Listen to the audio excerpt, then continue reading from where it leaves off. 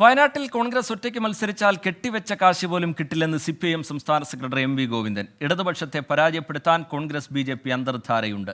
ഈ തെരഞ്ഞെടുപ്പിൽ സഹായിച്ചാൽ അടുത്ത തദ്ദേശ തെരഞ്ഞെടുപ്പിൽ സഹായിക്കാമെന്നാണ് SDPI UDF ധാരണയെന്നും എം വി ഗോവിന്ദൻ പറഞ്ഞു. SDPIയുമായിട്ട് KC വേണുഗോപാലനും അതുപോലെ തന്നെ VD സതീശനും സുധാകരനും ഉൾപ്പെടെ 3 വട്ടം ചർച്ച ചെയ്ത് ഇപ്രാവശ്യം പാർലമെന്റ് തെരഞ്ഞെടുപ്പിൽ ഞങ്ങളെ സഹായിച്ചാൽ അടുത്ത തദ്ദേശ സ്വയംഭരണ സ്ഥാപനത്തിലെ തെരഞ്ഞെടുപ്പിലും അതിനുശേഷമുള്ള അസംബ്ലി തെരഞ്ഞെടുപ്പിലും നിങ്ങൾക്ക് ആവശ്യമായ പിന്തുണ നൽകാമെന്ന കരാറടിസ്ഥാനപ്പെടുത്തി ഈ തെരഞ്ഞെടുപ്പിൽ ഇടതുപക്ഷ ജനാധിപത്യ മുന്നണിക്കെതിരായി UDFന് അനുകൂലമായി വോട്ട് ചെയ്യാൻ SDPI എന്ന 6 പിന്തിരിപ്പൻ വർഗീയ വിഭാഗം തീരുമാനിച്ചിരിക്കുകയാണ്. ആ കൊടിയും പിടിച്ചോ? ഇനി കൊടി പിടിക്കാൻ തുടങ്ങുമ്പോൾ അതും പിടിച്ചോ?